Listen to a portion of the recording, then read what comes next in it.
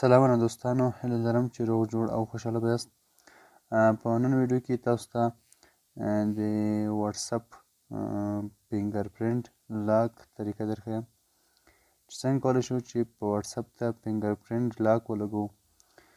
نو که ستاسو سره هر ډول موبایل وي، تاسو کولی شئ چې خپل واتساپ ته فنګر پرنټ لاک ولګوئ او خپل مسیجونه خوندي وساتئ. نو راځو ویډیو شروع کوو.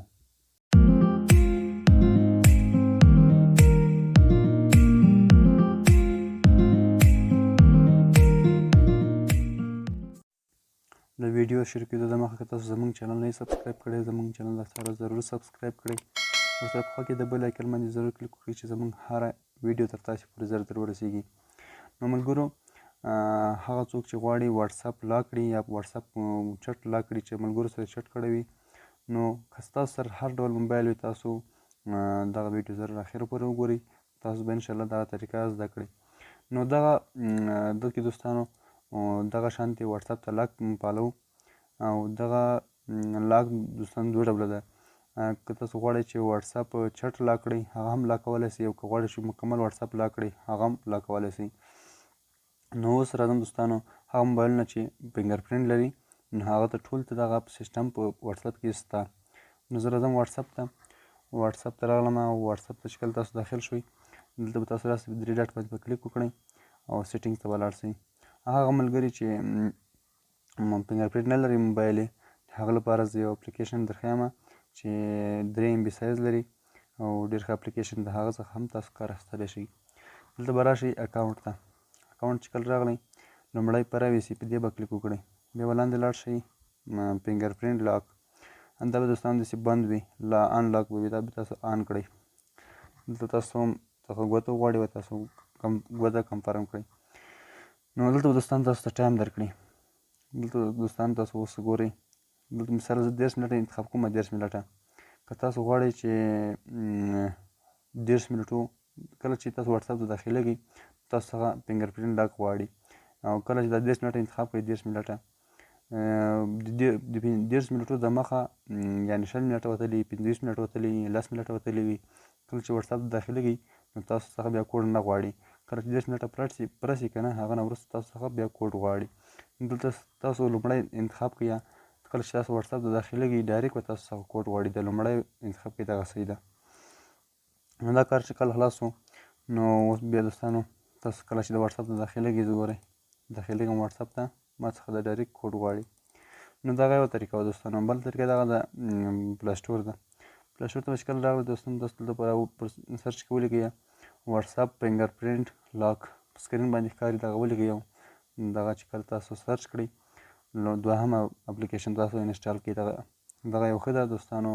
نو د کم ورژن هم لري، د 3 MB سایز لري دوستانو، 3 MB سایز لري او ډېر ښه اپلیکیشن ده.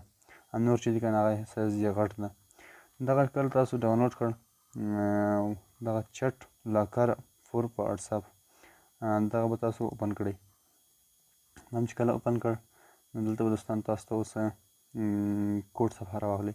تاسو یو کوډ ورکړئ، مثال زه 1 2 3 4 دا کوډ ورکوم. چې کله تاسو کوډ ورکړئ، لاندې په نیکسټ باندې کلیک وکړئ. نو اوس به تاسو څخه غواړي چې دغه سیټینګ کې انیبل کړئ. دلته به سیټینګ ته لاړ شئ.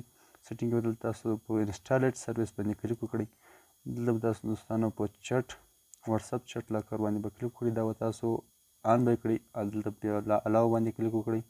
ټرن آن باندې بیا کلیک وکړئ. دا به آن شي دوستانو. نو له دې څخه به تاسو بېرته بیک شئ.